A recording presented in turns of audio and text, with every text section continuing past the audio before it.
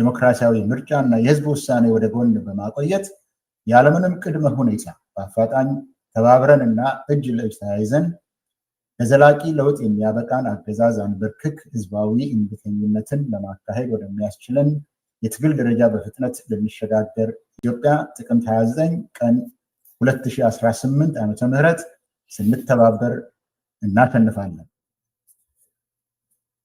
መግለጫው ይሄ ሲሆን ከጥያቄና መልስ ከጋዜጠኞች ለሚቀርብ ጥያቄና መልስ ከመስጠታችን በፊት ምናልባት በዝርዝሩን የተመረጡትን የስራ አስፈጻሚ አባላትን እንደገና ሰብሳቢያችን አቶ ልደቱ እንድታስተላልፉትም ፎቶግራፎችን እያያችሁ እንድታስተዋውቁልን የአንድና የሁለት ደቂቃ ጊዜ በመውሰድ አቶ ልደቱ ሁሉንም እንድታስተዋውቅ አሁን እድል ልሰጥ እፈልጋለሁ።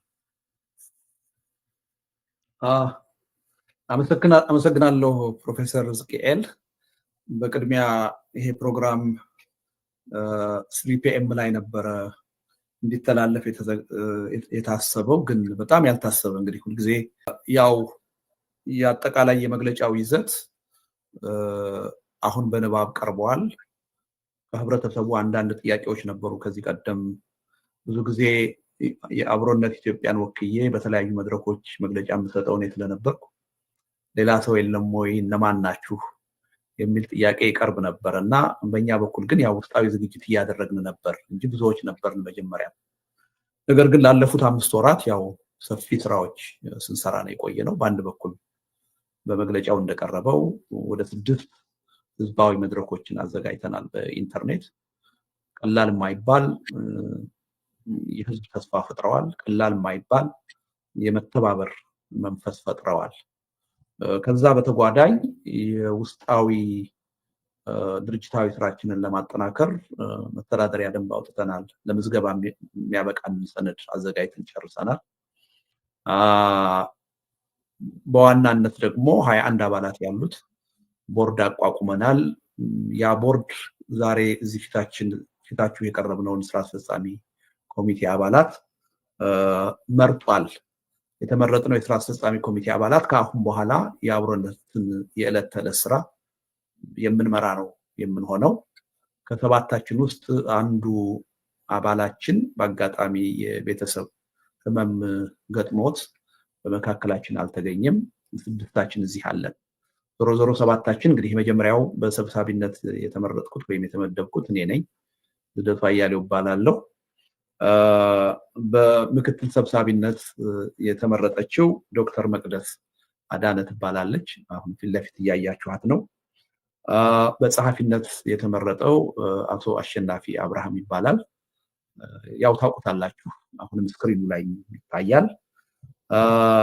የፋይናንስ እና ንብረት ጉዳዮች ቋሚ ኮሚቴ ሰብሳቢ በመሆን ኢንጂነር ሙልጌታ ዘለቀ፣ እሱም ስክሪን ላይ ያለ፣ በሌላ መድረክም ታውቁታላችሁ።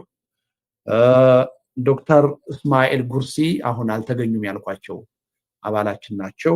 እሳቸው የድርጅት ጉዳዮች አስተባባሪ ኮሚቴ ቋሚ ሰብሳቢ ሆነው ነው የተመደቡት። 6ኛ ፕሮፌሰር ሕዝቅኤል ጋቢሳ የአብሮነት ኢትዮጵያ የህዝብ ግንኙነት ቋሚ ኮሚቴ ሰብሳቢ ሆነው ተመርጠዋል። 7ኛ አቶ መስፍን አየነው የውጭ ጉዳይ ቋሚ ኮሚቴ ሰብሳቢ ሆነው ተመርጠዋል እና ከአሁን በኋላ ከሚዲያም ጋር የሚኖረን ግንኙነት በእነዚህ አመራሮች በኩል ይሆናል ማለት ነው። የአብሮነት ኢትዮጵያን የዕለት ተዕለት ስራም የሚመራው ይሄ ስራ አስፈጻሚ ኮሚቴ ይሆናል ማለት ነው እና ምን ያህል እድሜ ይቆያል፣ ኃላፊነቶቹ ምንድናቸው የሚለው በአጸደቅነው የህገ ደንብ ተደንግጎ ተቀምጧል። እንግዲህ በተቀመጠው አሁን ለአጭር ጊዜ ያቀርናቸው 2 ስራዎች አሉ። አንዱ የሰነድ ዝግጅት ስራ ነው። ይሄን ትግል በህዝባዊ እምቢተኝነት እንዴት ነው ህዝቡ ሊያሸንፍ የሚችለው የሚለውን ጥያቄ በብቃት የሚመልስ አንድ ሰነድ ለማዘጋጀት አቅደናል። ሁለተኛው ደግሞ አገዛዙ በተለያየ ምክንያት ከስልጣን ሊወርድ ይችላል። አሁን የታጠቁ ኃይሎች በሚያደርጉት ትግል ምናልባት ከስልጣን ሊወርድ ይችላል፣ ወይም ደግሞ በህዝባዊ እምቢተኝነት ትግል ከስልጣን ሊወርድ ይችላል፣ ወይም ደግሞ በራሱ ውስጣዊ ችግር በመፈንቅለ መንግስትም ከስልጣን ሊወርድ ይችላል። የኛ ፍላጎት አገዛዙ በሰላማዊ ህዝባዊ እምቢተኝነት ከስልጣን እንዲወርድ ነው። ከስልጣን ከወረደም በኋላ ስልጣን ማጣቱ ብቻውን ግብ ስላልሆነ ሀገራችንን ለዘላቂ ሰላም ለዘላቂ ብልጽግና የሚያበቃ የሽግግር ሂደት እንዴት ነው የሚኖረን የሚለውን ጥያቄ መመለስ አለብን ብለን ስለምናምን ሁለተኛው የሰነድ ዝግጅታችን ምን አይነት የሽግግር ሂደት ሊኖረን ይችላል የሚለውን ጥያቄ የሚመልስ ይሆናል። እነዚህ ጎን በጎን ያው ሁለት መሬት ላይ የሚሰሩ ስራዎችን አቅደናል። አንዱ ባለፈው እንዳደረግነው በጣም ከፍተኛ የሆነ የህዝብ ተሳትፎ የሚታይበት ሚሊዮኖችን የሚያሳትፍ ጦርነት ይቁም፣ የግፍ አገዛዝ ያብቃ፣ ሽግግር ይካሄድ፣ ሰላም ይስፈን የሚለውን መርህ የተከተለ አንድ የኢንተርኔት የተቃውሞ ትዕይንተ ህዝብ ይካሄዳል። ከሱ በመቀጠል ደግሞ በዋሽንግተን ዲሲ እና በለንደን ከተማ አንድ ከፍተኛ የሆነ ከስካሁኑ በአይነቱም በይዘቱም ለየት ያለ ከፍተኛ ህዝብ ያሳተፈ ሰላማዊ ሰልፎችን ለማካሄድ አስበናል። ያው ቅድም በመግለጫው እንደተገለጸው እነዚህን ስራዎች የአብሮነት ኢትዮጵያ ብቻውን ከሚያካሂድ ይልቅ ተመሳሳይ ዓላማ ካላቸው ሌሎች ስብስቦች ጋራ በጋራ ብናካሂዳቸው የተሻለ ይሆናል የሚል እምነት አድሮብናል። ስለዚህ የጋራ ግብረ ኃይል አቋቁመን እነዚህን ጉዳዮች በጋራ እንድንሰራ ያው በመግለጫው የተገለጹ ጥሪዎች አቅርበናል። በስም ጠቅሰን ድርጅቶች ከኛ ጋር ተመሳሳይ ሚና ያላቸውን አቅርበን ግብዣ አቅርበናል። ግን እነሱ ብቻ ሳይሆኑ ይሄ ጉዳይ እኔንም ይመለከተኛል፣ በእነዚህ ሁለት መርሃ ግብሮች ዙሪያ እኔም በጋራ ባለቤት ሆኜ ማዘጋጀት እፈልጋለሁ የሚል ሁሉ ጥሪያችንን ተቀብሎ አብሮን ሊሰራ ይችላል። በእኛ በኩል በጣም ክፍት ነን። ይሄ እንደተጠበቀ ሆኖ ግን አሁን የፖለቲካ ኃይሎችን የትግል እንቅስቃሴ ለማስተባበር ወደ ህብረት እንዲመጡ ግፊት ለማድረግ ለማጠናከር የአብሮነት ኢትዮጵያን የሚመስሉ ሌሎች ስብስቦች ሲፈጠሩ እያየን ነው። መፈጠራቸው በጣም ጥሩ ነው። ግን ደግሞ ለተመሳሳይ ዓላማ ተቋቁመን ቁጥራችን መብዛቱ ተገቢ ነው የሚል እምነት የለንም። ከጥቅሙ ይልቅ ጉዳቱ ሊያመዝን ይችላል የሚል እምነት አለ። ስለዚህ የአብሮነት ኢትዮጵያ በኩል እነዚህ ድርጅቶች ተባብረው ጠንካራ የሆነ ስራ ከመስራት ባለፈ ከመዋሃድ ድረስ ቢመጡ ይጠቅማሉ የሚል እምነት አለ። በእኛ በኩል ተመሳሳይ ዓላማ ካላቸው ኃይሎች ጋራ በህብረት ብቻ አይደለም በውህደት ጭምር አብረን የመስራት ቁርጠኝነት ያለን መሆኑን በመግለጫው ተጠቅሷል። ስለዚህ እነዚህ ናቸው እንግዲህ ያስቀመጥናቸው መሰረተ ሀሳቦች። ዞሮ ዞሮ እነዚህ ዓላማዎች ሊሳኩ የሚችሉት በተወሰኑ ድርጅቶች እንቅስቃሴ አይደለም፣ በሁሉም ህብረተሰብ ተሳትፎ ነው።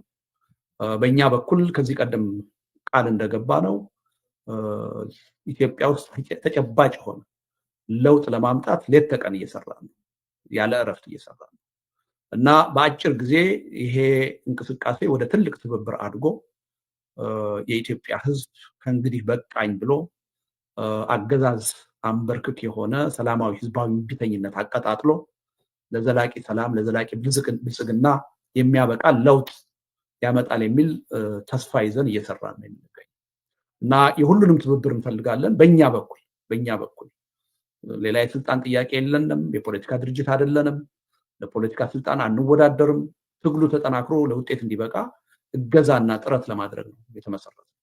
ስለዚህ ምንም ቅድመ ሁኔታ ሳናቀርብ ከማንኛውም ተመሳሳይ ዓላማ ካለው ኃይል ጋራ በትብብርም በውህደትም ለመስራት ዝግጁ መሆናችንን በዚህ አጋጣሚ እንገልጻለን እና በደብዳቤው ላይ የገለጽናቸው እና ጥሪ ያቀረብንላቸው አካላት ጥሪያችንን በበጎ መልስ ይሰጣሉ የሚል ተስፋ አለን።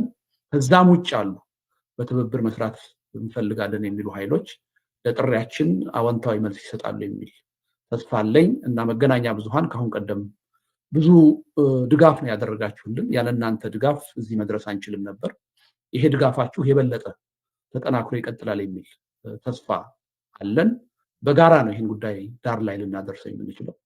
ስለዚህ ዛሬም በመገኘታችሁ ከልብ እናመሰግናለን።